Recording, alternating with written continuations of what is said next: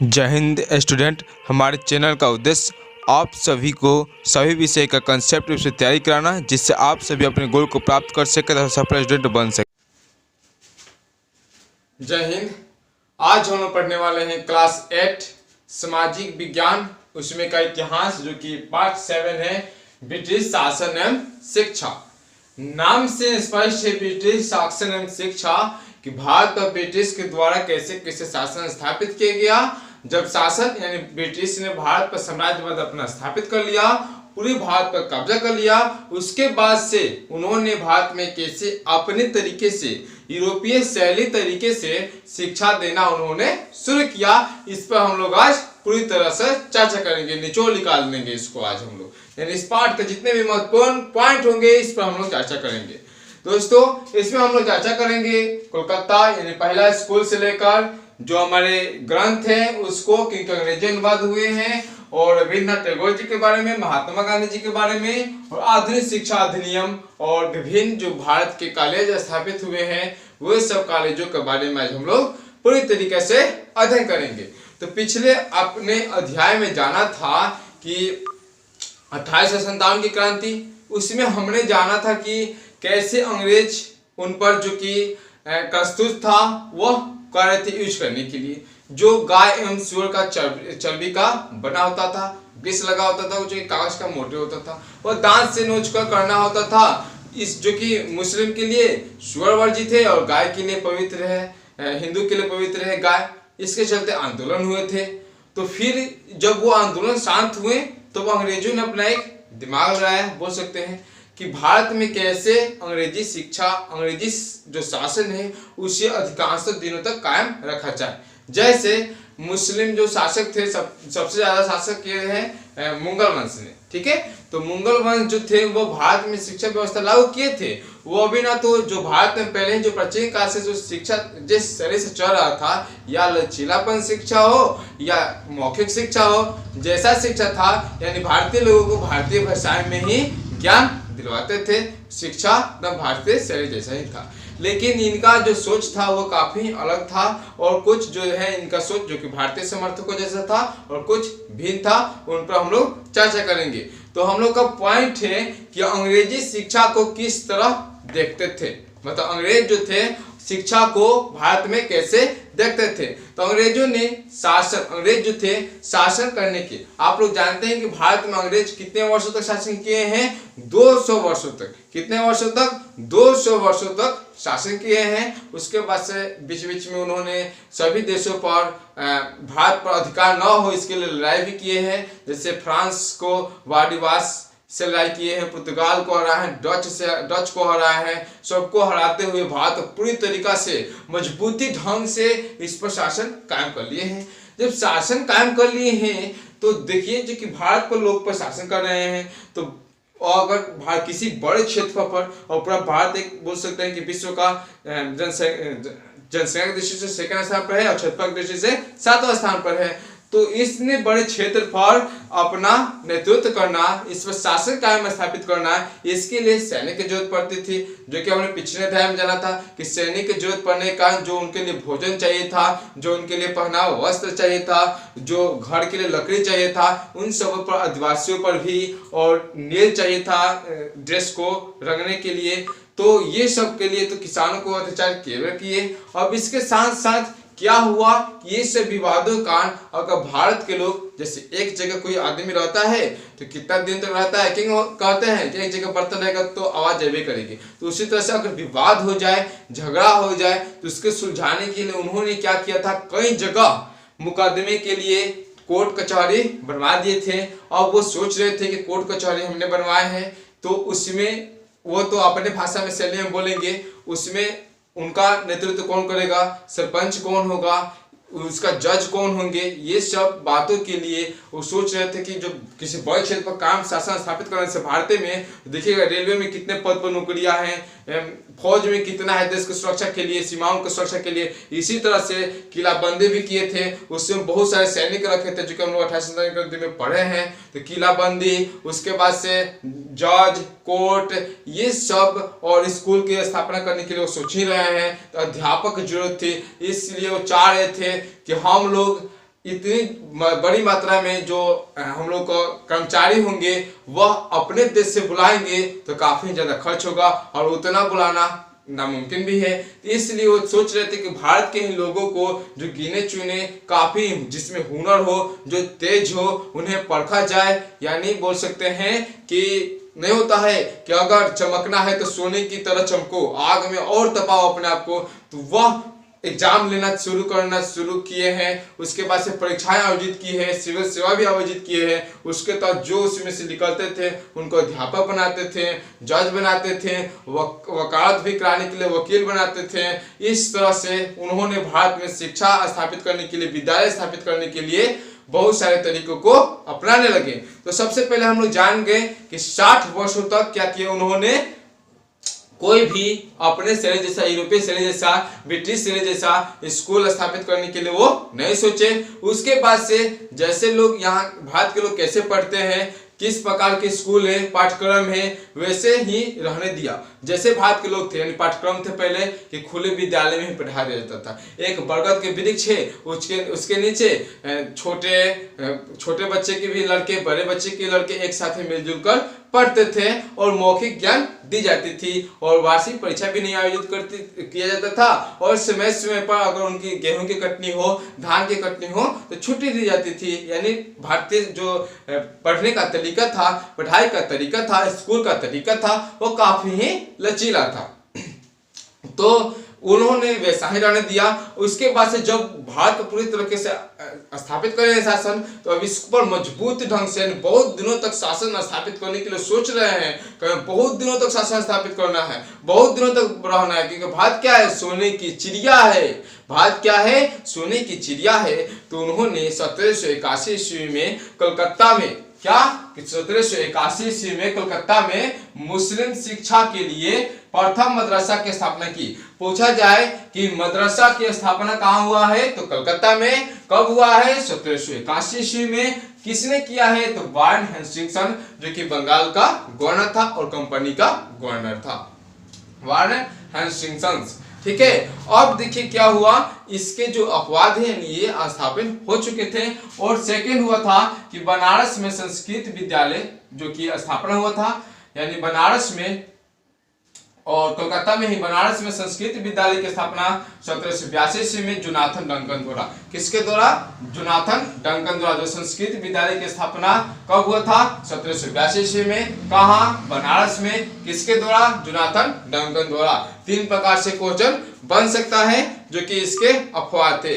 अंग्रेज उन परंपराओं को जो कि इसलिए जानना चाहते थे कि भारत में पहले कैसी शिक्षा थी, यानी प्राचीन काल में जानते थे कि भारत अपने गौरवशाली में गिना जाता था। इसके अपना कुछ वैभव था, एक शक्तिशाली देश था, दुनिया में इसे नाम था। इस सब बातों को अच्छी तरह से जानते थे कि भारत में भी बहुत गौरवान लोग थे, बहुत ही बुद्धिजीवी लोग थे। सभी धर्म आप लोग जानते हैं यहीं से उदय हुए हैं। बौद्ध धर्म हो चाहे जैन धर्म हो, ये सब क्या हुए हैं, यहीं से उदय हुए हैं। ठीक है। तो जानते थे कि भारत जो है प्राचीन काल में बहुत ही ऊंचे स्तर पर था। इसके लिए इसमें से एक बहुत ही महत्वपूर्ण व्यक्ति हैं, उनका नाम है हम लोगों का विलियम्स जोन्स। क्या है, विलियम्स जोन्स है।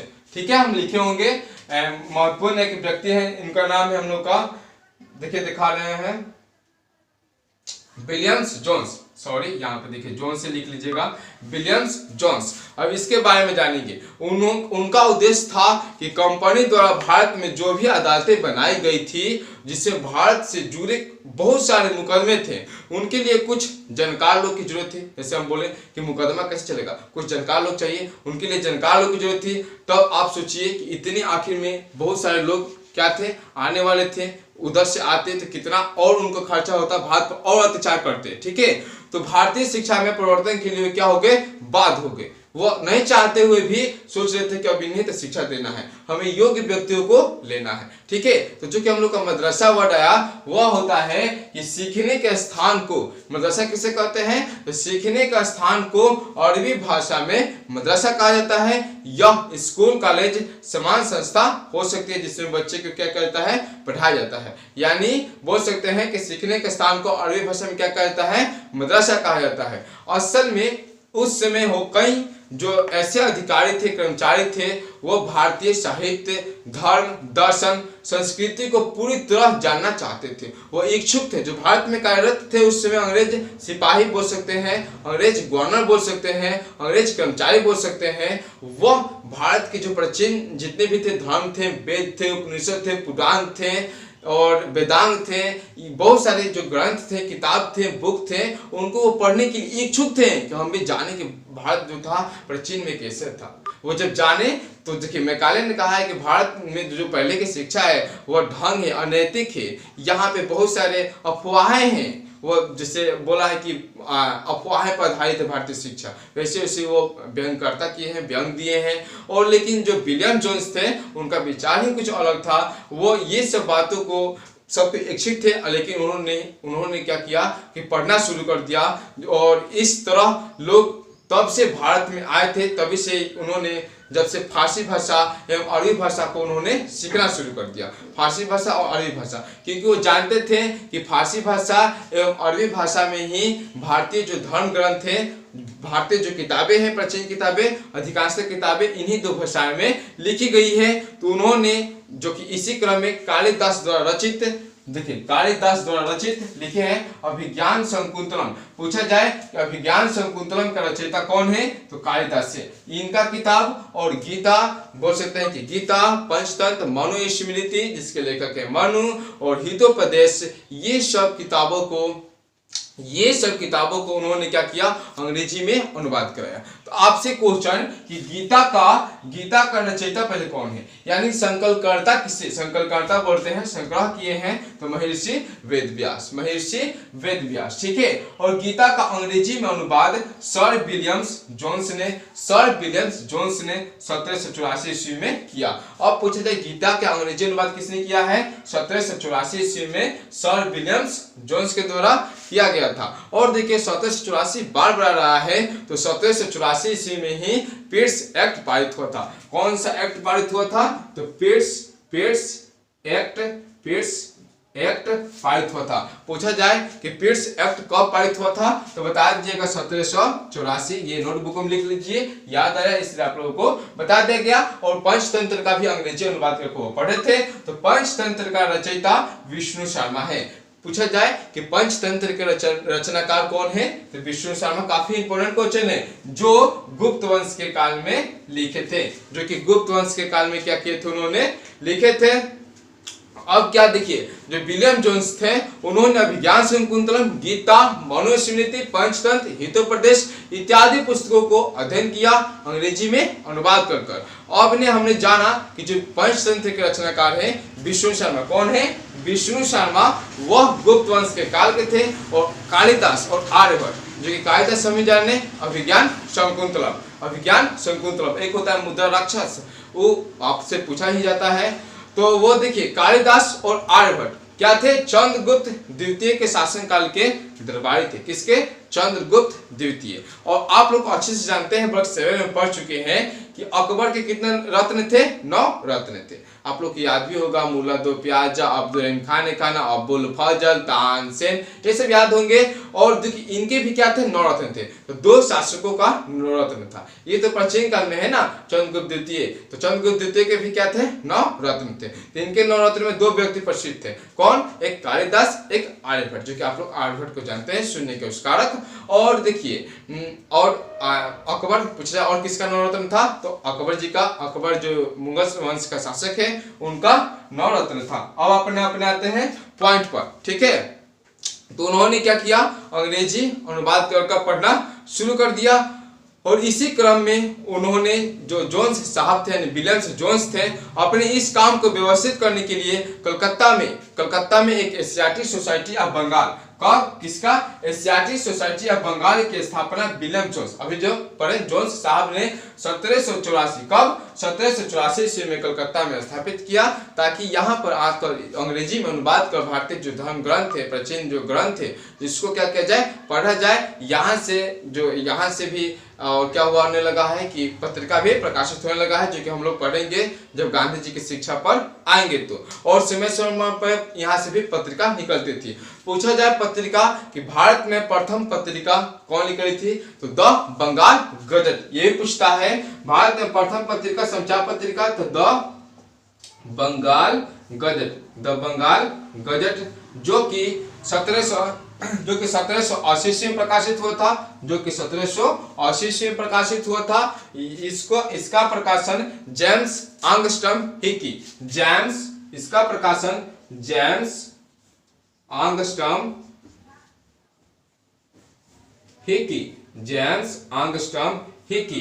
जेम्स आंगस्ट्रॉम हिकी ने किए थे। ठीक है, अब अपने आते हैं टॉपिक पर। अभी हमने जाना कि एसआरटी सोसाइटी ऑफ बंगाल से समय समय पर पत्रिका निकलती थी, इसलिए एक पत्रिका का नाम बता दिया गया, और द बंगाल गजट जो कि पत्रिका है। और उन्होंने क्या किया, जैसे वेद कितने हैं, 4 हैं, उपनिषद 108 है, स्मृति धर्मसूत्र जो कि वर्ग 6 में पढ़ चुके हैं। इसमें मनुष्य के जो जाति वर्ण की संख्या बताई गई है। वेद में क्या किया गया है कि 10वें मंडल में सामाजिक को उनके कामों के आधार पर 4 वर्णों में बांटा गया है, जो कि ब्रह्मा के अनुसार जो ब्राह्मण है उनका जन्म मुंह से हुआ है, जो क्षत्रिय है उनका जन्म भुजाओं से हुआ है, जो वैश्य है यानी जो व्यापारी है उनका जन्म जघाओं से हुआ है, और जो शूद्र है उनका जन्म चरण से हुआ है। ये सब बातों को जब अंग्रेज मेघालय ने पढ़ा तो देखा कि अरे तो भारत के जो धर्म ग्रंथ है वो पखंड पर आधारित है, इसमें कोई वैज्ञानिक तरीका जो तकनीकी हुआ है ही नहीं। लेकिन विलियम्स जोन्स साहब जो थे वो काफी इसके पक्षधर थे यानी समर्थक थे, तो उन्होंने बेहतर अंग्रेजी शिक्षा कायम करना चाहा, और इन ग्रंथों को पढ़ना और समझने के लिए उन्होंने विलियम जोन्स थे वो आवश्यक समझ रहे थे। उस समय बहुत सारे अंग्रेजों को जो भारत में कार्यरत थे, भारत के अस्तित्व को जानने के लिए विलियम जोन्स ने क्या किया, प्रेरित किया। भारत में जोन्स की तरह विचार रखने वाले और जितने भी अंग्रेज कर्मचारी थे उन्होंने इसको पढ़ा, और इसी तरह से विचार और प्रयासों अंग्रेजों पर शिक्षा के क्षेत्र में कुछ काम करने के लिए दबाव दिलाए गए, और इसी के तहत 1813 ईस्वी में एक नियम पारित हुआ। उस नियम के तहत उसमें कहा गया कि 1 लाख रुपया भारत में प्रति वर्ष शिक्षा पर खर्चा किया जाएगा। कब? 1813 ईस्वी में एक अधिनियम पारित हुआ है। उसमें कहा गया है कि ब्रिटिश सरकार एक कानून बनाएगा जिसमें भारत में शिक्षा क्षेत्र में प्रति वर्ष 1 लाख रुपया खर्च करेगी। उस समय अंग्रेज का गवर्नर यानी 1813 ईस्वी में अंग्रेज का गवर्नर कौन था? लॉर्ड मिंटो प्रथम। यानी उस समय जब यह नियम बनाया गया है 1813 ईस्वी में, उस समय अंग्रेज का गवर्नर कौन था? तो लॉर्ड मिंटो प्रथम था। लॉर्ड मिंटो प्रथम था। इस तरह से हमने जाना कि अब अधिनियम बन चुका है और भारत को विकसित करना है। तो 1 लाख रुपया बड़ी रकम होती है। यह जो रुपया है अब किनके हाथों में दिया जाएगा, कैसे शिक्षा विकसित की जाएगी, इस पर हम लोग जो कि प्रचलित शिक्षा थी अंग्रेज शासन कार्य हेतु उपयोगी क्यों नहीं समझते थे, इस पर हम लोग अब जानेंगे इसी पाठ में। अब पैसा तो मिल गया, लेकिन इस पैसे को किस रूप में शिक्षा के प्रचार में कैसे खर्चा किया जाए, कि भारतीय शिक्षा को किस तरीके से और इसी भाषा में कैसे बढ़ाया जाए, इस पर कुछ विचारक सोच रहे थे, तो कुछ विचारक इसके विरोधी थे। जो विचारक भारतीय शिक्षा को बढ़ावा देने के लिए सोच रहे थे उनमें विलियम जोन्स काफी अहम भूमिका निभा रहे थे। वो सोच रहे थे कि जो भी कर्मचारी की आपूर्ति की जाए भारत के परंपरा को ही जानने में सहायता मिलेगी। ये दोनों बात जो भारत में अंग्रेजी शिक्षा को मजबूती और अस्थायी बनाए रखेगी। विलियम जोन्स अच्छा सोच रहे थे कि जो भारतीय शिक्षा है इन्हीं भाषाएं में क्या दी जाए, इनको ज्ञान दी जाए, ताकि भारत में क्या हो जाए, मजबूती और अस्थायी शासन स्थापित हो जाए। आप लोग सोच रहे हैं कि विलियम जोन्स हम लोग को ऊंचे स्तर पर ला जाने की सोच रहे हैं, लेकिन वो फायदे के लिए सोच रहे हैं, ठीक है, क्योंकि आप लोग को जब पैसे दी जाती है तो जो देगा वो तो उससे काम चाबी करेगा, ठीक है। तो जब 1 लाख रुपया खर्चा वाली बात आ गई है, इसमें 2 पक्षधर हो चुके हैं। एक पक्ष कह रहा है जिसमें विलियम जोन्स प्रमुख है, वो बोल रहे हैं कि जो भारतीय शिक्षा है उसको भारतीय शैली में दी जाए, और जो मेकाले वाला है और जेम्स मिल वाला है ये बोल रहा है कि नहीं, इस सब शिक्षा को इस सब हटा दिया जाए और अंग्रेजी शिक्षा में दी जाए। देखिए, लेकिन जो विलियम जोन्स है उनके विचारों को हटा दिया गया है और मेकाले को मान लिया गया है। क्योंकि मैकाले द्वारा कहा जा रहा है कि भारतीय शास्त्र जो है अवैज्ञानिक यानी वैज्ञानिक ढंग से नहीं है, नहीं बोलते हैं कि अंधविश्वास है, ये वैज्ञानिक ढंग है। तो जो मैकाले बोल रहा था वो बोल रहे थे कि अवैज्ञानिक है और गलत सूचनाओं से भरे हुए हैं। इतना पैसा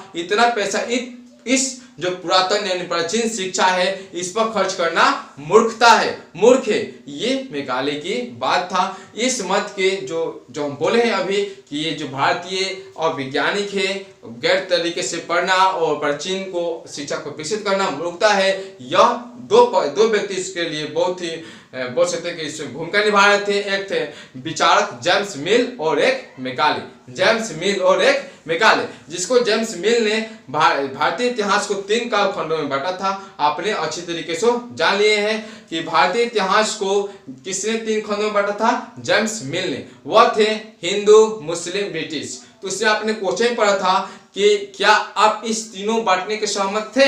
तो हमने जाना था कि नहीं, हम सहमत नहीं है, क्योंकि उन्होंने अपने लिए ईसाई धर्म का प्रयोग न कर किसका प्रयोग किया है? ब्रिटिश। जैसे मान लिया जाए जैसे चीन से लड़ाई चल रहा है तो हम चीन को कहें कि तुम्हारे में ईसाई धर्म, बौद्ध धर्म और हम इंडियन, अपने आप को क्या दिखा दे रहे हैं? एकता। क्या दिखा दे रहे हैं ना? इंडिया में तो हिंदू, मुस्लिम, सिख, ईसाई सभी धर्म के लोग हैं, लेकिन अपने आप को क्या दिखा दे रहे हैं हम लोग? एकता। और उसी तरह से इन्होंने क्या किया कि अपने लिए ईसाई धर्म का प्रयोग न कर ब्रिटिश शब्द का प्रयोग किया था। और जो मैकाले थे भारत में आधुनिक शिक्षा को जन्मदाता कहा जाता है। अगर पूछा जाए आपसे कि भारत में आधुनिक शिक्षा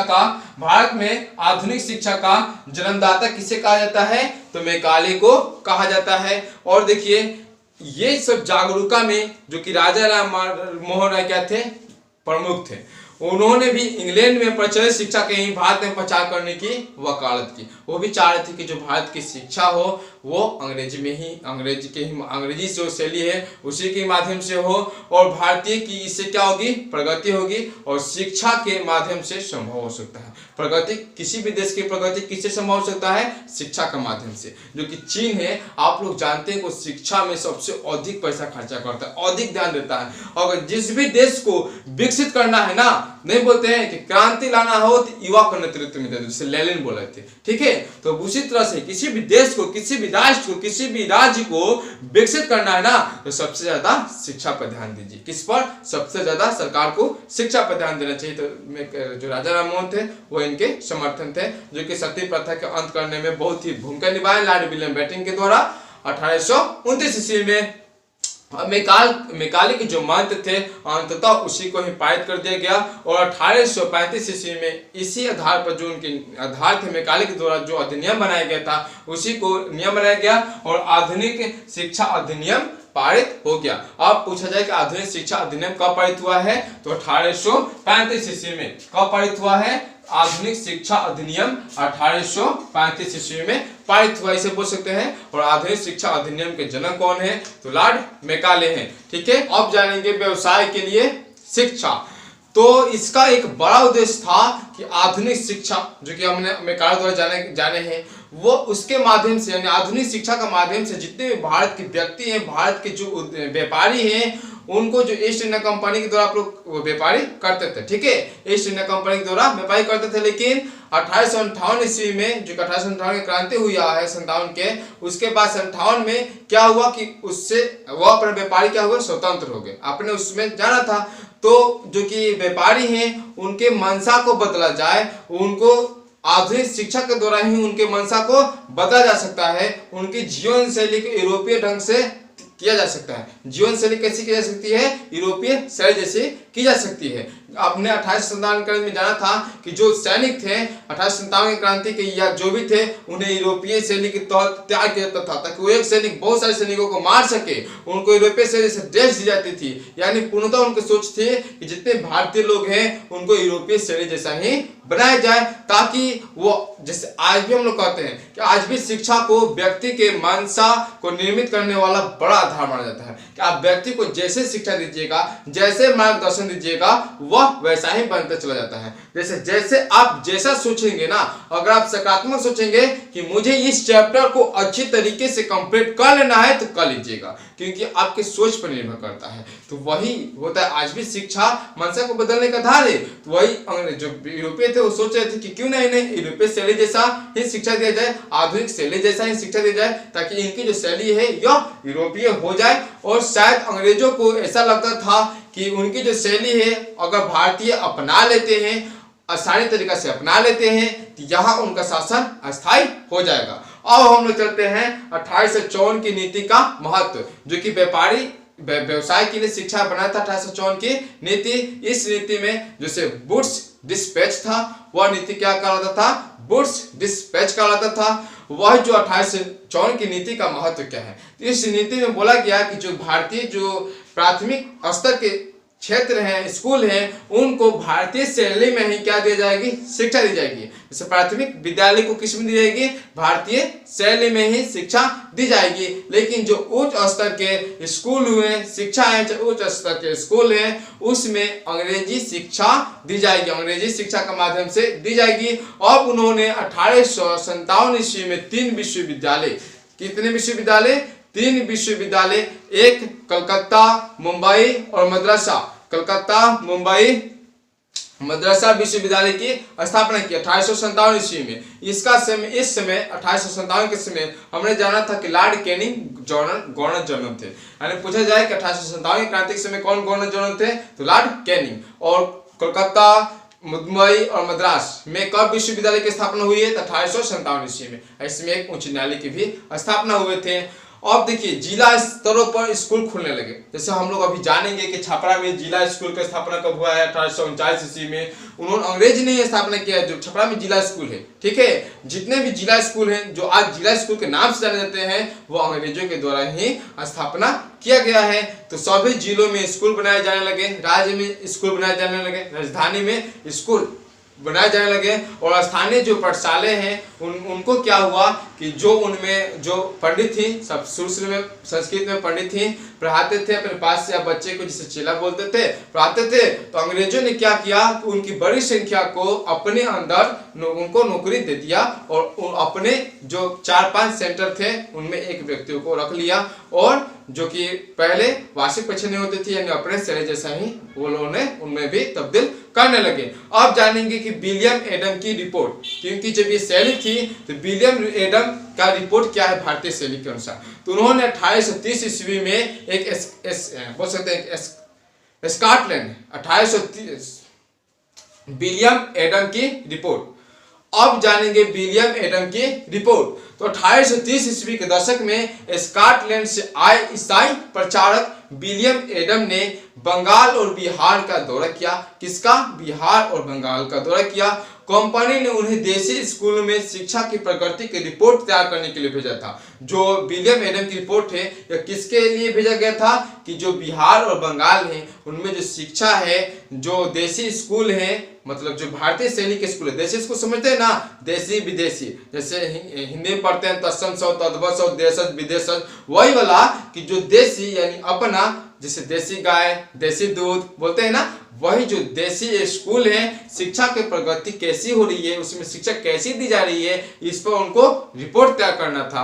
अब चल दिए एडम जी क्या करने के लिए, विलियम एडम जो स्कॉटलैंड के हैं, शिक्षा को जांच करने के लिए। जैसे आज के विद्यालय में डीएम आता है, एसडीओ आता है, जांच करने के लिए आता है ना, स्कूल के बहुत से अधिकारी आते हैं, वैसी तरह से एडम को भेजा गया जांच करने के लिए। एडम ने पाया कि बिहार और बंगाल में बहुत सारे पाठशालाएं हैं। ये बहुत सारे पाठशाला आमतौर पर बहुत छोटे छोटे हैं और 20 से ज्यादा विद्यार्थी नहीं है। औसतन 20 से ज्यादा विद्यार्थी इनमें जो पाठशालाएं हैं नहीं है। जैसे आप आज से 20 साल पहले ही देखिएगा, अपने पापा से पूछिएगा, वो जिस स्कूल में जाते थे वहां पे देखिएगा घास फूस का ही हो, या स्कूल का विद्यालय के दीवार वाल नहीं हो, जैसे आज आधुनिक युग में है वैसा ना हो, या किसी वृक्ष के नीचे ही पढ़ा दी जाती थी। तो एडम जी बता रही है कि क्या होता था प्राचीन काल में। जो अपने स्कूल की जांच करने गई है, तो किसी स्कूल में बता रही है कि 10 बच्चे हैं, 20 बच्चे हैं। किसी स्कूल में बता रही है कि वहाँ जो कि साधन है स्कूल का वह झुग्गी झोपड़ी का है। तो किसी स्कूल में बता रही है कि झुग्गी झोपड़ी है ही नहीं, वह बरगद के छाया के नीचे पढ़ रहे हैं। आज भी होता है, हम लोग भी शुरू में 5 क्लास तक, नर्सरी 5 क्लास तक ऐसा ही पढ़े हैं। तो उस समय हम लोग के भारत में ये सब था जो कि एडम जी रिपोर्ट तैयार कर रही है। और ये बात था कि जैसे ट्यूशन होता है और जैसे कोई टीचर आता है और 5 का, 6 का, 7 का, 8 का, 9 का, 10 का, तो उसी समय क्या होता था कि छोटे बच्चे, बड़े बच्चे, उससे बड़े बच्चे, जितने भी बच्चे थे उनके जो गुरु जी होते थे वो एक साथ बैठा देते थे, एक साथ क्या करते थे, बैठा देते थे और उनकी क्षमता के अनुसार उनको पढ़ाते थे। उनको क्या जरूरत है यही पढ़ाते थे। वो भी ना तो मौखिक दी जाती थी और जो किताब होते थे वह लिखित रूप से छपे नहीं होते थे। जो गुरु जी अपने अंदर से ही ज्ञान उनको अर्जित कराते थे। तो ऐसा उनको वर्ग नहीं बांटा गया था इनकी रिपोर्ट के अनुसार। वो सभी जो बच्चे थे एक साथ ही मिल बांट कर पढ़ते थे। और जो कि इनकी जो वार्षिक परीक्षा थी, टेस्ट थी, कि किस आधार पर इनको अगले स्तर में ले जाया जाए, ये नहीं थी परंपरा कि जैसे हम लोग को परीक्षा होता है वार्षिक, उसके बाद से ये वाला था हम लोग के सिस्टम में, उसके बाद से अगले बार जाया जाता है। तो ये प्राचीन काल में नहीं थी भारत में। तो इन्होंने अपना रिपोर्ट तैयार किया और इसमें पाया कि जो कि गुरु जी थे वह 2 तरीके से फीस लेते थे। जो धनिक घर के लड़के हैं उनसे ज्यादा और जो गरीब घर के लड़के हैं उनसे थोड़ा कम फीस लेते थे, यानी क्षमता के अनुसार उनसे फीस ली जाती थी। अब एडम जी एक और बात बता रही है कि जो लड़के होते थे उनको बहुत ही काफी गरीब घर से होते थे। तो यह जो प्राचीन काल की जो शिक्षा नीति थी काफी लचीला थे, यानी समय की कोई पाबंदी नहीं थी। जब समय में आया तो पढ़े, जब नहीं पढ़े, यानी लचीला था, ढंग पढ़ाने का लचीला था। और क्या होता था कि जो गेहूं की कटाई के समय, धान की कटाई के समय, क्योंकि जो भारतीय शैली है वो कृषि प्रधानता है, आप जानते हैं। तो उस समय जितने भी बच्चे होते थे वह इन सब कामों में अपने माता पिता पेरेंट्स के लिए सहयोग करते थे। तो उस समय जो उनके गुरु होते थे, क्योंकि उनका भी काम होता था, तो छुट्टी कर देते थे गेहूं के कटने के समय और धान के कटने के समय। इस तरह से हमने जाना विलियम एडम की रिपोर्ट। अब चलेंगे नए दिनचर्या और नए नियम। तो 1854 के बाद से जो कंपनी पर व्यवसाय की शिक्षा के लिए नियम बना, उसके बाद से अंग्रेजों ने इन बच्चों पर भी आधुनिक शिक्षा से पढ़ने के लिए ही दबाव डाला। अब देखिए क्या हुआ कि जब आधुनिक शिक्षा से दबाव डाला गया तो इनकी जो पढ़ाई थी काफी ही कठोर थी, लचीला नहीं थी कि जब मन तब समय में आए अपना मजदूरी भी करते रहे, घर का काम भी करते रहे हैं। क्योंकि गरीब लोग अपना घर के काम में माता पिता का हाथ बटाते हैं तो वो काट देते थे। लेकिन इसमें क्या हुआ कि आप अगर एक दिन भी गैप कर देते थे, अगर क्या हुआ कि इसमें एक दिन भी गैप कर देते थे तो वो लोग समझते थे कि ये जो लड़का है यह लापरवाह है, इसे पढ़ने लिखने में मन नहीं लगता है। अरे कारण हो सकती है कि उसे कुछ तबीयत खराब हो, अरे कारण हो सकती है कि वह खेत में गया हो। इस तरह से यहाँ पे अंग्रेज शिक्षा थोड़ा डगमगा रही थी। इसी कारण अंग्रेज बहुत सारे दिनों तक भारत में नहीं टिक पाए हैं, क्योंकि महात्मा गांधी जी ने इनका पूरा खुला खुल्लम विद्रोह किया है। अभी हम लोग जानेंगे इसके बारे में। और प्रत्येक गुरु को निर्देश दिया गया कि वे समय पर स्कूल को रिपोर्ट भेजें। जैसे स्कूल को रिपोर्ट भेजा जाता है कि हमारे स्कूल में मिड डे मील में इतने स्टूडेंट ने खाए हैं, हमारे स्कूल में इतना स्टूडेंट आज उपस्थित हुए हैं, ये सब दिया जाता है, इतने टीचर आए हैं, वैसा ही उसमें रिपोर्ट देने के लिए वो मांग करने लगे। वही शिक्षा नीति आज भी हम लोग का लागू है, मेकालो वाला आधुनिक शिक्षा अधिनियम, वैसा आप लोग समझ सकते हैं। और कक्षाओं को नियमित समय सारणी के अनुसार पढ़ाया जाने लगा। अब जो अध्ययन है पाठ्य पुस्तकों पर आधारित हो गया। पहले पाठ्य पुस्तकों पर आधारित नहीं होता था कि इस तरह का पास और ये इतना समय में ये परीक्षा को लेना है, आयोजित करना है, टेस्ट लेना है, ये सब आधारित नहीं था। अब क्या हो गए, आधारित हो गए और वार्षिक परीक्षा की रूपरेखा भी अब तैयार होने लगा और विद्यार्थियों से नियमित रूप से शुल्क लिए गए। जैसे पहले क्या होता था कि धनिक से ज्यादा और गरीब से कम लिया जाता था, अब वैसा नहीं किया गया, इन सबसे एक समान पैसा फीस लिया जाने लगा और नियमित रूप से कक्षाएं आए, इस पर वो काफी ही जोर देते थे। अनुशासन का पालन करें, इस पर भी जोर देते थे। इन सब के बीच में अगर कारणवश कोई विद्यार्थी अगर न आ पाए, कारणवश कोई विद्यार्थी अगर स्कूल में न आ पाते थे तो उनको अनुशासनहीन माना जाता था और बोला जाता था यह जो बच्चा है पढ़ना लिखना नहीं चाहता है, यह जो बच्चा है पढ़ना लिखना नहीं चाहता है। अगर मान लीजिए आप ही जो एक स्टूडेंट है, आप एक दिन पढ़ने नहीं गए, आपको अनुशासनहीनता बोला जाएगा? नहीं हो बोला जाएगा। अगर आपने मजबूरन गए होंगे तो, अगर अन्यथा आपने आपके माँ बाप भेजना चाह रहे, आप नहीं जा रहे हैं, तब अनुशासनहीनता बोला जाएगा। आप पढ़ना लिखना नहीं चाहते हैं तब बोला जाएगा। लेकिन उस समय क्या होता था कि उनके पास मजबूरी थी, क्योंकि वह जो था नियमित क्लास चलाते थे, वरना कि धान के बुआई कटाई के समय छोड़ते थे क्लास, नहीं गेहूं की कटाई के समय क्लास को आए थे छोड़ने के लिए। तो ये बेचारे क्या होते थे कि अपने माता पिता के पेरेंट्स में सहयोग देने के लिए क्लास एक दिन छोड़ देते थे। तो इनको अनुशासनहीनता और इनको बताया जाता था कि यह पढ़ना लिखना नहीं चाहते हैं। अब हम लोग चलते हैं राष्ट्रीय शिक्षा की कार्य सूची, और अंग्रेजी शिक्षा ने हमें गुलाम क्यों बना दिया।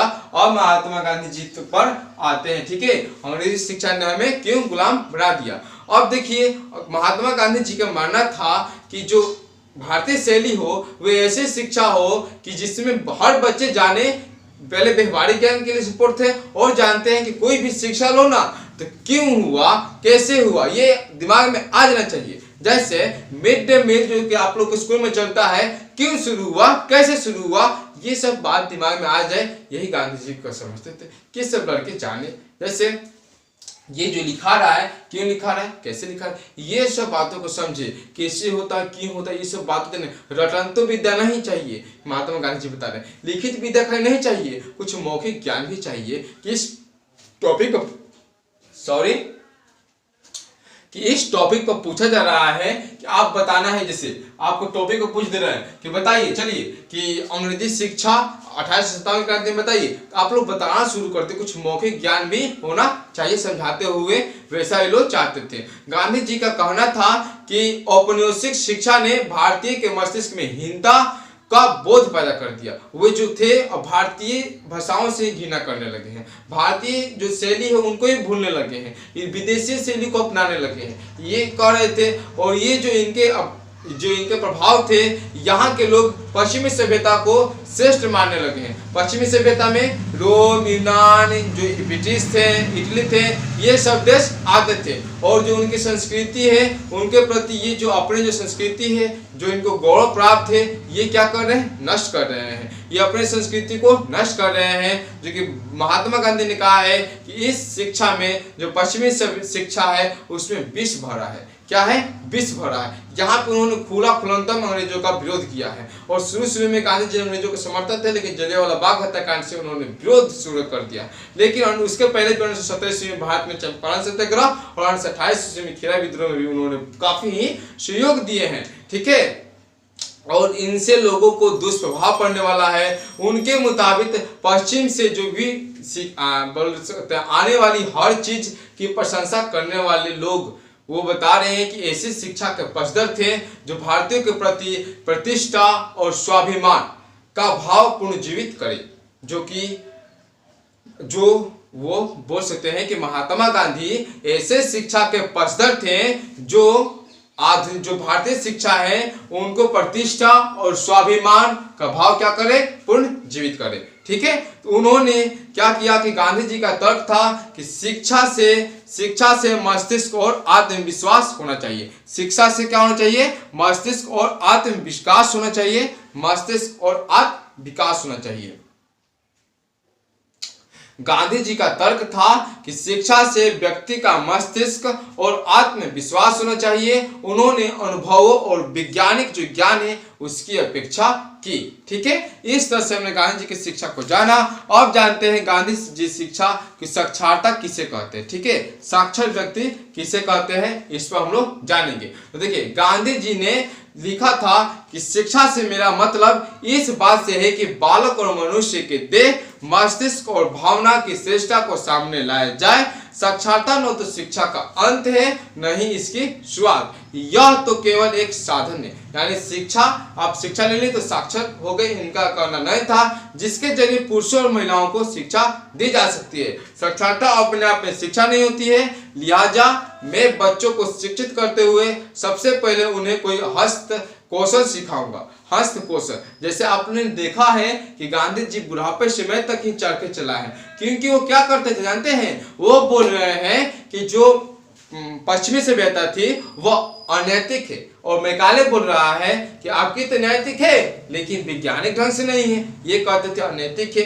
अव्यवहारिक है, और वो मैकाले बोल रहा था कि यहाँ पे अफवाहें फैली है, यहाँ पे बहुत सारे धर्म है, विविध प्रकार के धर्म है, वैज्ञानिक ढंग से और तकनीकी ढंग से ज्ञान दी जाती है। लेकिन जो महात्मा गांधी जी थे वो पक्षधर थे भारतीय शैली के, कि भारतीय शैली में ही इनको दिया जाए, अन्यथा ये जो है औद्योगिक क्रांति लाकर लाए थे, इंग्लैंड की ही देन है। तो औद्योगिक क्रांति लाकर हमारे जो हाथ है पैर है उनको प्लास्टिक से बनवा देंगे, भंगो बना देंगे। ये हमें मेहनती नहीं बनवाने वाले हैं, ये हमें कर्मवीर बनाने वाले नहीं है। महात्मा गांधी जी लोगों को समझा रहे हैं, उन्हें शुरू से ही रचने यानी इतिहास रचने पैदा करने के लिए तैयार करूंगा। मेरा मानना है कि दिमाग और आत्मा का सर्वोच्च विकास इसी शिक्षा से संभव है। जैसे शिक्षा महात्मा गांधी जी सोच रहे थे, प्रत्येक हस्त कौशल आज की तरह केवल यांत्रिक ढंग से ही नहीं बल्कि वैज्ञानिक ढंग से भी पढ़ाया जाना चाहिए। बच्चे को प्रत्येक प्रक्रिया के लिए क्यों और किस लिए का पता होना चाहिए। हमें बताएं क्यों और किस लिए का। जैसे मिड डे मील की शुरुआत कब हुई थी? तो 15 अगस्त 1995 ईस्वी में। मिड डे मील की शुरुआत कब हुई थी? 15 अगस्त 1995 ईस्वी में, लिख दीजिएगा। मिड डे मील की शुरुआत 15 अगस्त 1995 ईस्वी में। ये आपके लिए काफी इंपॉर्टेंट है। यह क्यों हुई? तो क्योंकि जो भारत था गरीबों का देश है, ठीक है। तो यहाँ पे कुछ बच्चे ऐसे होते थे कि जो जिनके घर पर खाना भोजन बहुत लेट से बनता था, तो वो उनके जो क्या होता था थोड़ा बहुत खाते और चले जाते थे स्कूल में, जो कि कुपोषण का शिकार बहुत सारे हो जाते थे। तो इसके कुपोषण से रोकने के लिए और अच्छी शिक्षा प्राप्त हो, क्योंकि जब भोजन रहेगा तभी ना आप किसी चीज को कर पाइएगा, चाहे काम कर पाइएगा। आप अगर भूखे हो तो आपको कहा जाएगी ये याद कीजिए, जो लिखे याद कीजिए, कितना भी आप दम लगाइएगा लेकिन काफी समझ आ जाएगा, कम याद होगा, कम समझ में आएगा। तो थोड़ा बहुत खाना खाते हुए, ये नहीं कि ज्यादा खाना खा लो के सोने लगे, ऐसा नहीं।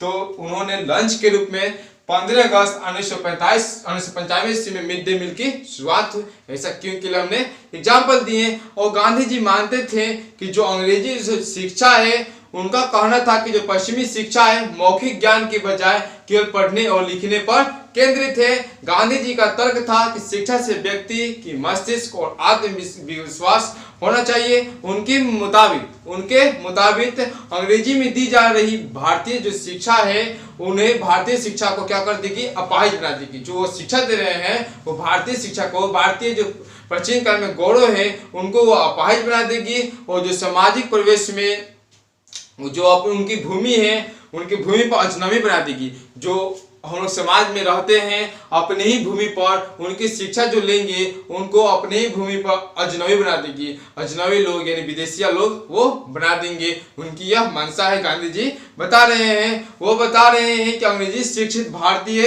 अपनी जनता से जुड़ने के तौर तरीके भूल गए हैं। देखिएगा, जो ज्यादा अंग्रेजी होता है, विदेशिया होता है, जो अपने भारतीय होते हैं दम आके गले मिलते हैं। आज के शैली में हाथ मिलाओ, चाहे दूर बात चल गया व्हाट्सएप से कर दो, झूठी मूठ का फ्रेंड रिक्वेस्ट। सच्चे मित्रता जैसे होली में क्या होता था, एक दूसरे से बधाई होती थी, दम मिला गले मिलते थे, या ईद में गले मिलते थे।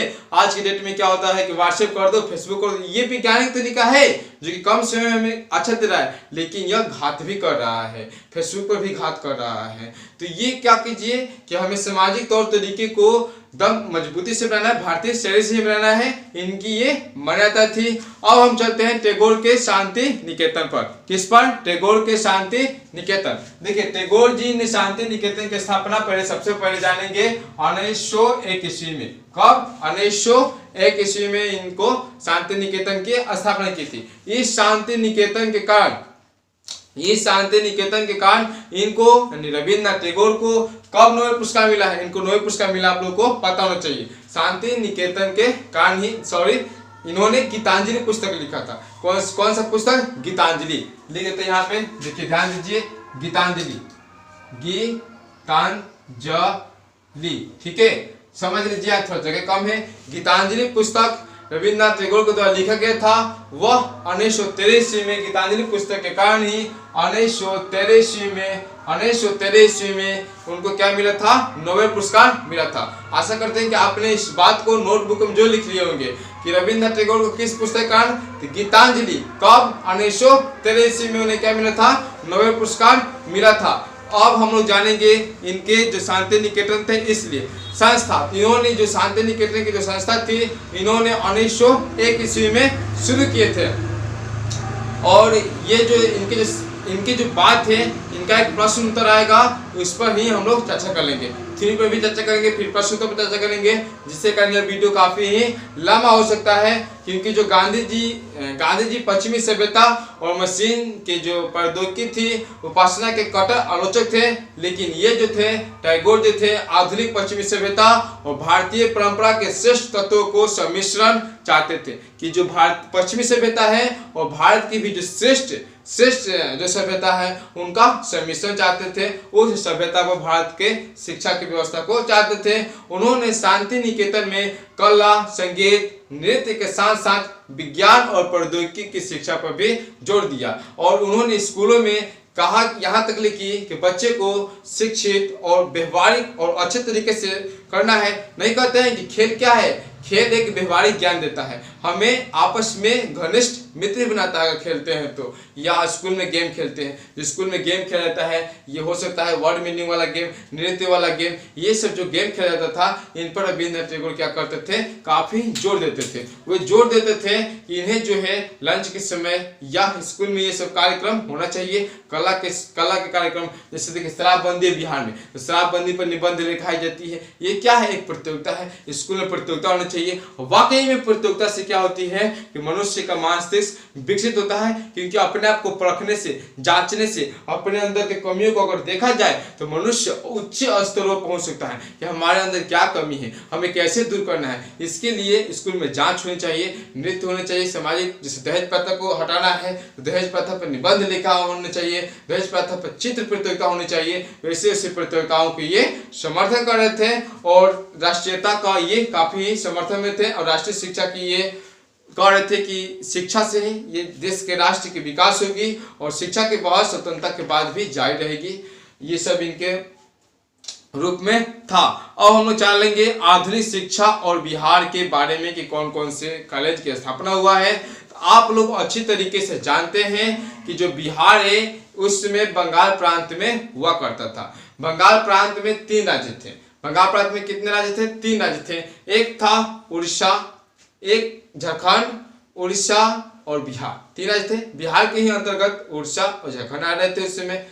तो देखिए आप लोग जानते हैं कि जब बिहार जो है झारखंड इससे पश्चिम बंगाल से तो 1922 ईस्वी में, उसके बाद से 1936 ईस्वी में उड़ीसा, और 2000 ईस्वी में 15 नवंबर 2000 ईस्वी में इनका 15 नवंबर 2000 ईस्वी में झारखंड अलग हुआ है। तो लॉर्ड कर्जन ने बंगाल का विभाजन 1905 ईस्वी में बंगाल को विभाजन किया। लॉर्ड कर्जन था, उस समय कौन था? लॉर्ड कर्जन 1905 ईस्वी में। लेकिन इसे क्या कर दिया गया था? रद्द कर दिया गया था। और पूर्णतः बंगाल का विभाजन कब किया गया है? तो 1911 ईस्वी में किया गया है। अंग्रेज बंगाल का विभाजन क्यों करना चाहते थे? क्यों करना चाहते थे ये बात आना चाहिए, क्योंकि भारतीय शैली के अनुसार क्यों और कैसे होना चाहिए। तो इसलिए करना चाहते थे क्योंकि बंगाल क्या था? एक बहुत बड़ा प्रांत था, समृद्धशाली प्रांत था, मजबूत प्रांत था। ठीक है, यहाँ पे सभी व्यापार सब कुछ चाह रहे थे कि इस पर हम लोग कब्जा कर ले। तो देखिए वो इस पर सबसे अधिक यहाँ के लोग थे मुस्लिम और हिंदू। तो बंगाल चाह रहे थे कि ब्रिटेन चाह रहे थे कि अगर बंगाल को हम भड़का देंगे, बंगाल को क्या कर देंगे? भड़का देंगे। जो बंगाल उसकी राजधानी थी भारत की, वो हटा देंगे तो अपने आप भारत क्या होगा? कमजोर हो जाएगा। इस पर हम शासन, पूरी भारत पर शासन स्थापित कर सकते हैं। जब बंगाल पर स्थापित कर सकते हैं तो भारत पर स्थापित कर सकते हैं। किस तरह से? प्राचीन काल में कनौज पर सब कुछ चाह रहा था शासन स्थापित करने के लिए, उसी तरह से सब कुछ चाह रहा था कि बंगाल पर हमारा अधिकार हो, जिसकी स्थापना जाप चरनाक ने की थी। और 3 गांवों को मिलकर बना है, जो कि आप लोग अच्छी तरीके से जानते हैं। तो लॉर्ड कर्जन जो थे 1905 ईस्वी में बंगाल विभाजन का प्रयास किया है, लेकिन रद्द कर 1911 ईस्वी में बंगाल विभाजन हुआ है, क्योंकि 1907 ईस्वी में गरम दल और नरम दल बटा था। उन्होंने विरोध किए थे कि बंगाल का विभाजन नहीं होना चाहिए। फिर उन्होंने क्या किया कि अंग्रेजों का नीति है फूट डालो राज करो, और हिंदू मुस्लिमों में लड़वाया है, कूटनीति दिमाग दिया है। 1906 ईस्वी में भी हुआ है, मुस्लिम लीग ये सब आंदोलन चलने लगा। उसके बाद 1911 ईस्वी में अंततः बंगाल का विभाजन हो गया। और बंगाल जो कि देखिए बिहार का प्रथम आधुनिक स्कूल था पटना कॉलेजिएट। बिहार का प्रथम स्कूल कॉलेज कौन था? पटना कॉलेजिएट। ढक्कन गिर गया था, इसको मिटा देते हैं। ठीक है, यहाँ से देखते हुए चलते हैं, आपको समझना चलेगा कि आपसे पूछा जाए कि बिहार का प्रथम आधुनिक स्कूल पटना कॉलेजिएट स्कूल था, जिसकी स्थापना 1835 ईस्वी में हुई थी। कब हुई थी? 1835 ईस्वी में बिहार का प्रथम आधुनिक कॉलेज पटना कॉलेजिएट था। और देखिए छपरा स्कूल का निर्माण 1839 ईस्वी में हुआ था, जिसे आज हम लोग जिला स्कूल के नाम से जाने जाते हैं। और देखिए उर्दू जो है हम लोग का, उर्दू में भी ज्ञान दी जाती थी और अरबी में भी ज्ञान दी जाती थी। ईसाई लोग भी आए हैं, वो अपना भी शिक्षा प्रचार कर रहे हैं और आधुनिक शिक्षा की प्रचार कर रहे हैं, उस पर भी हम लोग चर्चा करेंगे। तो उर्दू जो थी फारसी लिपि में ज्ञान दी जाती है, आप लोग अच्छी तरीके से जानना करते हैं। और आरा में 1936 ईस्वी में, कब? आरा में 1936 ईस्वी में हाई स्कूल खोला गया। और भागलपुर में बोला जाए तो 1837 ईस्वी में। मेरे बातों का पोज कर लिखते चलिए। आरा में पूछा जाए हाई स्कूल की स्थापना तो 1836 ईस्वी में, भागलपुर में पूछा जाए तो 1837 ईस्वी में, और कह सकते हैं कि मुजफ्फरपुर में 1845 ईस्वी में हाई स्कूल ब्रिटिश सरकार के द्वारा स्थापित किया गया, जिसे जिला स्कूल के नाम से जानते हैं। यानी जिला स्कूल छपरा में 1849 ईस्वी में, आरा में 1836 ईस्वी में, और बोल सकते हैं कि भागलपुर में 1837 ईस्वी में, और मुजफ्फरपुर में 1845 ईस्वी में, ऐसे कर स्थापित किया गया। और लड़कियों का प्रथम स्कूल जो कि बांकीपुर, लड़कियों का प्रथम स्कूल बांकीपुर बालिका विश्वविद्यालय बालिका विद्यालय था, जो बिहार का प्रथम स्कूल पटना में 1867 ईस्वी में स्थापित किया गया। अब हम लोग जानेंगे कि देखिए, और एक जानेंगे कि तेज नारायण जुबली बिहार का पुराना कॉलेज। फिर यहाँ पे जानते हैं कि बिहार का पुराना कॉलेज पूछे जो पटना में है, इसका निर्माण 1863 ईस्वी में हुआ है। और 1880 ईस्वी में दरभंगा में नॉर्थ ब्रुक हाई स्कूल का निर्माण लॉर्ड नॉर्थ ब्रुक के द्वारा किया गया था। और डायमंड जुबली कॉलेज की स्थापना, अगर पूछा जाए डायमंड जुबली कॉलेज की स्थापना 1898 ईस्वी में किया गया। यह मुंगेर में स्थित है। डायमंड जुबली कॉलेज कहाँ है? तो मुंगेर में स्थित है। और देखिए ईसाई जो प्रचारक थे, क्या थे? ईसाई जो प्रचारक थे वह उन्होंने दानापुर और पटना में 2 कॉलेज की स्थापना किए हैं। एक संत जोसेफ कॉन्वेंट स्कूल, एक थे संत जोसेफ कॉन्वेंट स्कूल, जिसकी स्थापना 1853 ईस्वी में हुई है। एवं दूसरा था संत माइकल स्कूल। क्या है? संत माइकल स्कूल 1854 ईस्वी में। आपने अच्छी तरीके से जाना है कि जो ईसाई हैं वो ईसाई मिशनरी के द्वारा भारतीय लोगों को धर्म चक्र परिवर्तन से बोलते हैं, दूसरे धर्म को अपनाना, वो अपनाने के साथ साथ प्रचार करने के साथ साथ 2 स्कूल खोले हैं पटना में, यानी बिहार के राजधानी में। कौन कौन? संत जोसेफ कॉन्वेंट स्कूल और संत माइकल स्कूल। अब चलते हैं लंगट सिंह कॉलेज के बारे में जानने के लिए। किस कॉलेज? लंगट सिंह कॉलेज। देखिए बिहार के 5वें एवं उत्तर बिहार के प्रथम कॉलेज के रूप में जो कि लंगट सिंह कॉलेज की स्थापना हम लोग का हुआ है 1899 ईस्वी में। लंगट सिंह कॉलेज की स्थापना 1899 ईस्वी में, वह नहीं तो लंगट सिंह ने किए हैं। क्या कहा कौन किए हैं? लंगट सिंह कॉलेज की स्थापना तो लंगट सिंह ने किए हैं। ये जो थे, ये जितने जीवन भर की कमाई थी, नहीं कहते कि मैंने जीवन भर में इतना कमाया है, इतना नाम कमाया है, सभी को अपने आप को समर्पित कर दिया इस कॉलेज को बनवाने में।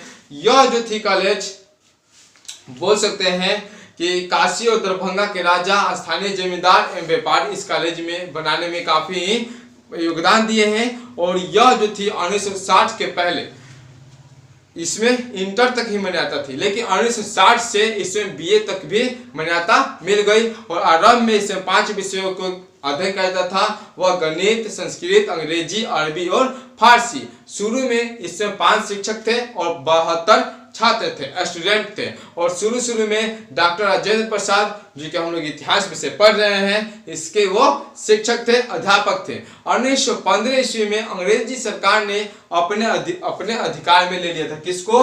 लंगट सिंह कॉलेज को। लेकिन जब भारत आजाद हुआ उसके बाद 1950 ईस्वी में लंगट सिंह के योगदान के कारण, समर्पण के कारण, अर्पण के कारण इस कॉलेज का नाम लंगट सिंह कॉलेज ही रखा गया, इनके योगदानों के कारण। आइए अब हम लोग जानते हैं अपने प्रश्न उत्तर पर। प्रश्न उत्तर में है सही विकल्प को चुने। चलिए आपके सामने विकल्प और प्रश्न दिया गया है, आप चुनिए। विलियम जोन्स भारतीय इतिहास, दर्शन और कानून का अध्ययन को क्यों जरूरी मानते थे? ऑप्शन आपके सामने है। इसका आंसर होगा ख, वह प्राचीन भारतीय पुस्तकों का अनुवाद अंग्रेजी के लिए। ठीक है।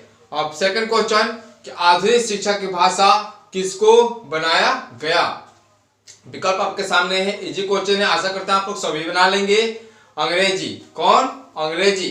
Third number, Asiatic Society of Bengal की स्थापना किसने किया था? ऑप्शन आपके सामने है। क नंबर में काले, ख नंबर में विलियम जोन्स, ग नंबर में कोलब्रुक और घ नंबर में वारेन हेस्टिंग्स। ख नंबर हो जाएगा विलियम्स जोन्स। ठीक है, जो कि 1700 हम यहाँ पे लिख चुके थे 1784 ईस्वी में। औपनिवेशिक शिक्षा ने भारतीय के मस्तिष्क में हिंसा का बोध पैदा कर दिया। गांधी जी ऐसा क्यों मानते थे? और ये एक उनका नारा भी हो सकता है, कथन भी हो सकता है। ठीक है, नोटबुक में लिख लीजिएगा। इसका आंसर हो जाएगा विकल्प नंबर क, भारतीय द्वारा पश्चिमी सभ्यता को श्रेष्ठ मानने के कारण। आइए अब हम लोग मिलान करते हैं। मिलान चिन्ह आप लोग को दिया गया है, नोटबुक में मिलाते चलिए। क नंबर में विलियम जोन्स, विलियम जोन्स के मिलान होगा प्राचीन संस्कृति का समान, प्राचीन संस्कृति का समान। ख नंबर रविन्द्रनाथ टैगोर, तो प्राकृतिक परिवेश में शिक्षा। ये चाह ही रहे थे कि जो भारतीय शिक्षा हो वह पेड़ पौधे जो प्राकृतिक से एकदम तुलना हो, अच्छे तरीके से शांत माहौल में ये क्या कर सके, शिक्षा अर्जित कर सके। इसलिए अपने घर से दूर 100 किलोमीटर दूर ये शांति निकेतन की स्थापना किए हैं। ठीक है। और देखिए ग number Thomas Macaulay, Thomas Macaulay अंग्रेजी शिक्षा को प्रोत्साहन। घ नंबर महात्मा गांधी, तो अंग्रेजी शिक्षा के विरोध। ग नंबर पाठशालाएं, पाठशालाएं में गुरु। आइए विचार करें, आइए विचार करें। विचार करने में है कि भारत के विषय में विलियम जोन्स के विचार कैसे थे, संक्षेप में बताएं। विलियम जोन्स जो सोचते थे उनको बताना है। तो विलियम जोन्स भारत के प्रति, लिखते चलिए, विलियम जोन्स भारत के प्रति बड़े ही आदर और सम्मान का भाव रखते थे। उनका मानना था कि पुराना समय में भारत अपने वैभव के शिखर पर था। वे कहते थे कि यदि भारत में बेहतर अंग्रेजी शिक्षा, अंग्रेजी शासन कायम करना है तो लिख सकते हैं कि भारतीय ग्रंथों जैसे उपनिषद, वेद, धर्मसूत्र, स्मृति आदि को पढ़ना जरूरी है। और पुराण को भी, पुराण कौन है? मत्स्य पुराण सबसे पुराना है, प्रमाणिक भी है। ठीक है। विलियम जोन्स के इस विचार को उसमें बहुत सारे अंग्रेज जो भारत में काम कर रहे थे प्रेरित होकर भारतीय अतीत को जानने के लिए प्रेरित हुए और उन्होंने पढ़ा। अब चलते हैं सेकेंड नंबर क्वेश्चन कि टॉमस मैकाले भारत में किस प्रकार की शिक्षा शुरू करना चाहते थे, इस संबंध में उनके क्या विचार थे? तो टॉमस मैकाले भारतीयों को व्यवहारिक ज्ञान देना चाहते थे। टॉमस मैकाले भारतीयों को व्यवहारिक ज्ञान देना चाहते थे। उनका मानना था कि भारतीयों को अंग्रेजी माध्यम से शिक्षा देनी चाहिए, इससे उन्हें दुनिया का श्रेष्ठ ज्ञान की जानकारी होगी। उनका भी कथन करना सही है, क्योंकि अंग्रेजी एक ऐसी शिक्षा है जिससे हम लोग विदेश में भी जाएंगे तो एक दूसरे से वार्तालाप कर सकते हैं, बोल सकते हैं। ठीक है, बोल सकते हैं, दुनिया के श्रेष्ठ ज्ञान की जानकारी होगी। वे जान सकेंगे कि किस प्रकार इंग्लैंड एवं अन्य यूरोपीय देश वैज्ञानिक और तकनीकी ज्ञान प्राप्त कर सफलता प्राप्त कर रहे हैं। ठीक है।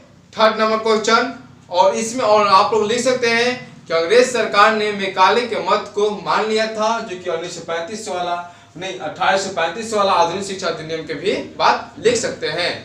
अब चलते हैं हम लोग अपने थर्ड नंबर क्वेश्चन कि भारत में अंग्रेजी शिक्षा का उद्देश्य क्या था, उसका स्वरूप कैसे था। तो भारत में अंग्रेजी शिक्षा का मुख्य उद्देश्य था कि भारतीय लोगों के मनसा, जो हम बताए थे, मनसा को बदलना ताकि उनकी जीवन शैली यूरोपीय हो जाए। अंग्रेजों का मानना था कि यदि उनकी शैली को भारतीय अपना लेंगे तो यह उनका शासन, यानी यहाँ उनका शासन अस्थायी बना रहेगा। और दूसरा उद्देश्य लिख सकते हैं कि दूसरा उद्देश्य यह था कि अंग्रेजों को शासन चलाने के लिए सरकारी सेवक जो कि अपने कर्मचारी को बुलाने की जरूरत थी वह उनको नहीं पड़ेगी। परम में इतना तक लिख सकते हैं। ठीक है। अब चलते हैं 4 नंबर कि शिक्षा के विषय में महात्मा गांधी एवं रविन्द्रनाथ टैगोर के विचारों को बताएं। तो पहले गांधी जी के बारे में बता लेते हैं। तो गांधी जी भारतीयों को भारतीय भाषाओं में शिक्षा देने का पक्षधर थे। उनका मानना था कि शिक्षा का मतलब होता है कि बालक और मनुष्य के देह, मस्तिष्क और भावना की श्रेष्ठता को सामने लाया जाए। बच्चों को शिक्षित करते हुए सबसे पहले उन्हें कोई उपयोगी हस्तकौशल सिखाया जाए।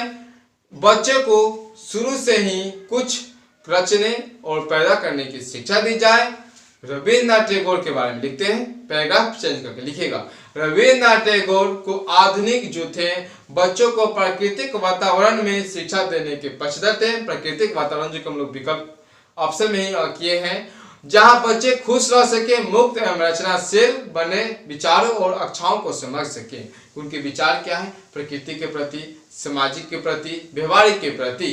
टैगोर आधुनिक पश्चिमी सभ्यता, भारतीय परंपरा को श्रेष्ठ तत्वों का सम्मिश्रण चाहते थे। वे कला, संगीत, नृत्य के साथ साथ विज्ञान और प्रौद्योगिकी शिक्षा पर भी जोर दिए। 5 नंबर क्वेश्चन कि अंग्रेज विद्वानों के बीच शिक्षा नीति के विषय में किस प्रकार के विवाद थे? इस संबंध में आप क्या सोचते हैं, बताएं। तो अंग्रेज विद्वानों को भारतीय भाषाओं और अंग्रेजी माध्यम से शिक्षा देने के संबंध में विवाद था। विलियम जोन्स जैसे विद्वान मानना था कि भारतीयों को भारतीय भाषाओं में शिक्षा दी जानी चाहिए, जो शुरू में हम चर्चा कर चुके हैं। इससे अंग्रेजी सरकार को कर्मचारी मिल सके और अंग्रेजी शासन भारत में मजबूत होगा। जेम्स मिल और मेकारे जैसे विद्वान अंग्रेजी माध्यम से शिक्षा देना चाहते थे। उनका मानना था कि भारतीयों को इससे दुनिया की श्रेष्ठ ज्ञान की जानकारी मिलेगी, इनका जीवन शैली यूरोपीय हो जाएगा, इससे भारत में अंग्रेजी शासन अस्थायी बनी रहेगी। धन्यवाद दोस्तों, हमने इस तरीके से अपने 7 लेसन को पूरी जो थ्योरी है, क्वेश्चन है, उसको पढ़ा। आशा करते हैं कि आप जो थ्योरी है उसको नोटबुकों में लिख लिए होंगे, प्रश्न उत्तरों को पोस्ट कर नोटबुकों में मेरी बातों को सुनते हुए लिख लिए होंगे। आशा करते हैं कि आप लोग इस वीडियो के माध्यम से समझ गए इस पाठ को। अगर समझ गए हो तो अपने दोस्तों के पास ज्यादा शेयर कीजिए, सब्सक्राइब कीजिए, लाइक कीजिए। धन्यवाद दोस्तों हमारे साथ बने रहने के लिए।